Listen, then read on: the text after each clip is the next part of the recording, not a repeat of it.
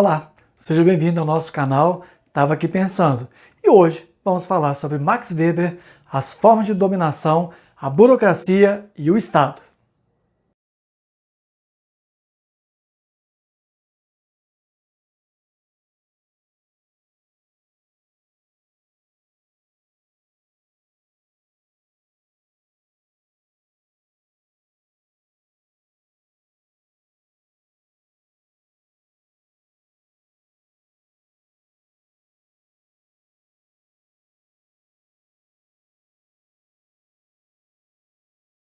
O sociólogo alemão Max Weber fez uma crítica muito importante relacionada às nossas formas de convivência em sociedade a partir do que ele caracteriza como período da modernidade ou da modernização das condutas humanas.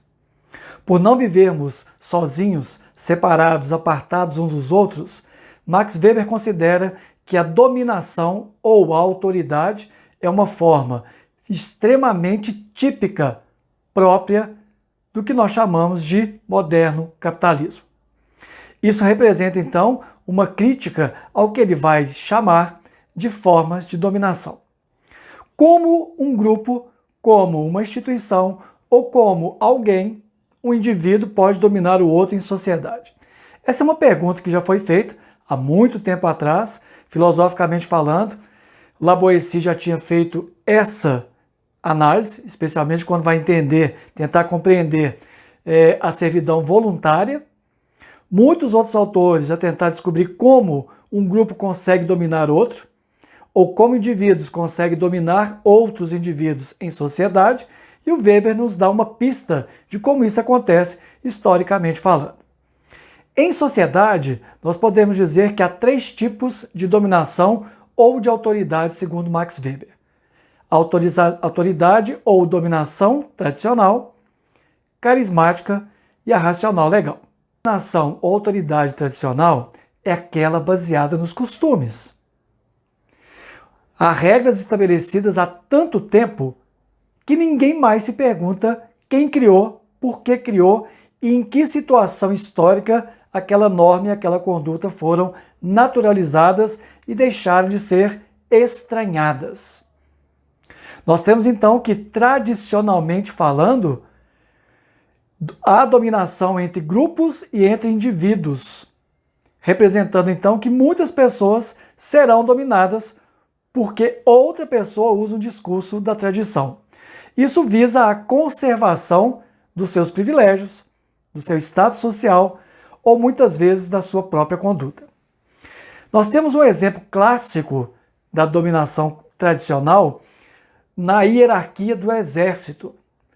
Há uma tradição da organização hierárquica no exército, na marinha, na aeronáutica, nas polícias, nas milícias e aí por diante.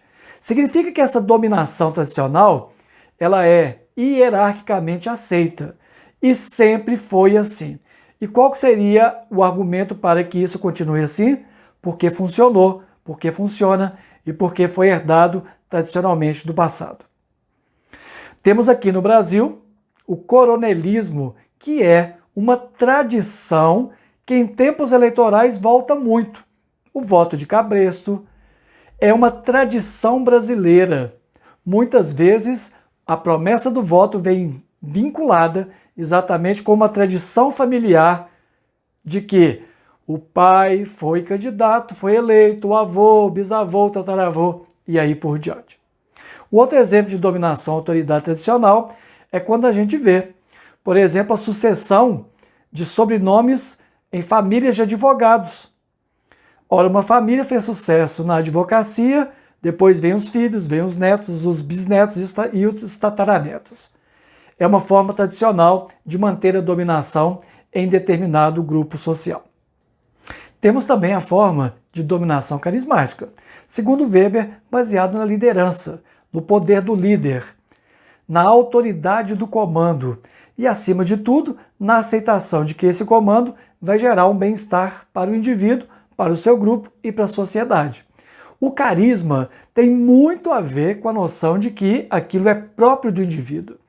Então o indivíduo faz um discurso, ele opera uma ação no grupo social e ele com isso consegue um certo carisma, uma certa autorização para dizer em nome do grupo e muitas vezes para orientar como o grupo deve agir.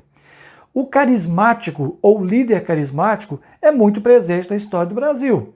Basta a gente ver no passado recente, JK, Getúlio Vargas. Podemos pegar também como exemplo a figura de Antônio Conselheiro e tantas outras figuras fundamentais e importantes para entender o que é o carisma segundo Weber. A terceira forma de dominação para Weber é a racional legal. Como o nome já indica, existe uma instrumentalidade ou uma racionalidade por trás de uma legislação. Nós vivemos na modernidade a era em que os documentos escritos, os acordos escritos, as constituições federais têm um peso muito grande sobre o cotidiano das próprias sociedades. A racionalidade legal ou a racionalidade legalmente aceita transforma a dominação em algo que é baseado na escrita de um documento. Significa que, no final das contas, o indivíduo, o líder de um grupo, um determinado grupo vai recorrer à lei, à legislação, de maneira a dizer que ela tem direito ou que seu direito foi ofendido, foi retirado. Significa também que no mundo em que nós vivemos, a judicialização da vida é um gesto comum. É algo muito natural, especialmente por causa dessa nova mentalidade do capitalismo. O direito gera também expectativas. Nesse sentido, gera também expectativas de que alguém poderá ter domínio e autoridade sobre alguém e sobre algum contexto social. Nós não podemos esquecer que a principal forma no Brasil de dominação ou autoridade racional legal é a Constituição Federal de 1988.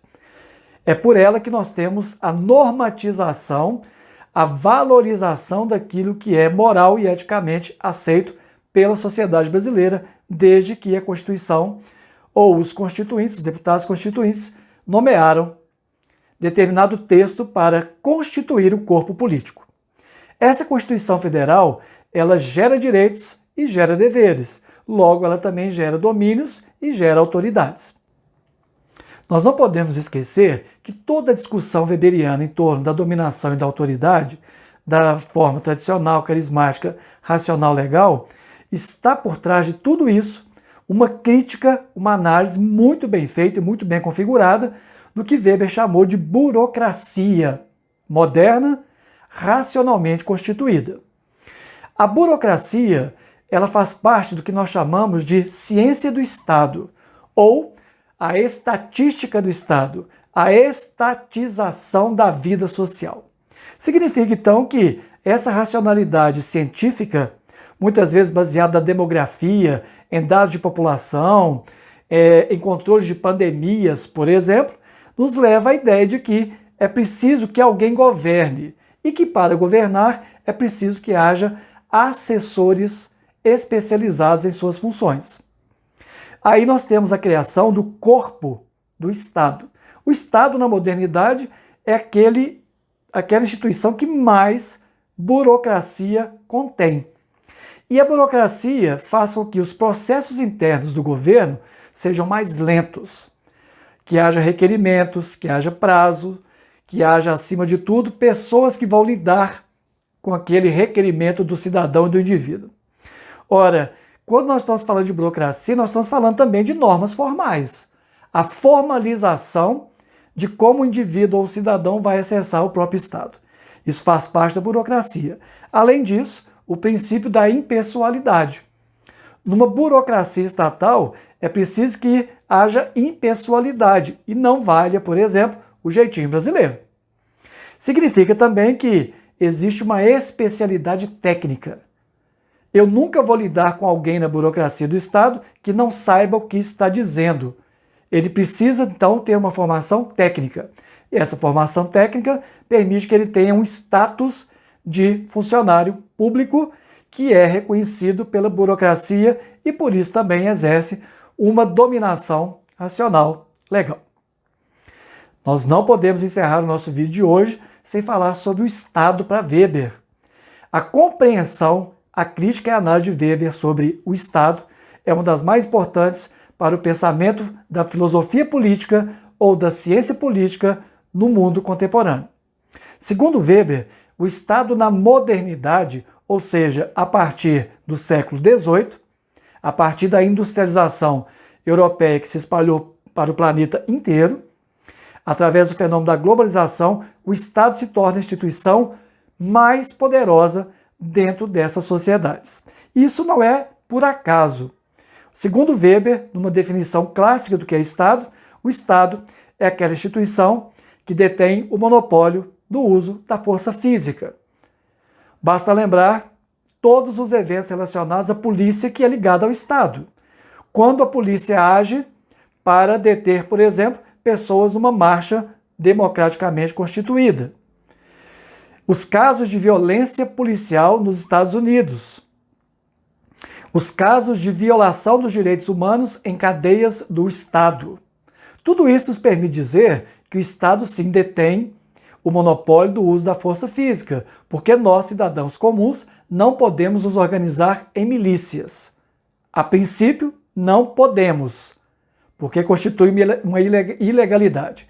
Apenas para o Estado é autorizado a constituição de uma força física que possa agir em função da manutenção da ordem social.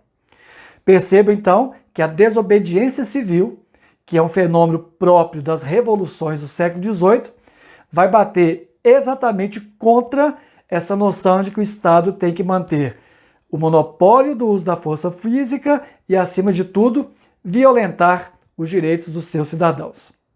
A desobediência civil é exatamente o contrário do status quo do Estado, que se baseia, então, numa dominação ou autoridade racional legal.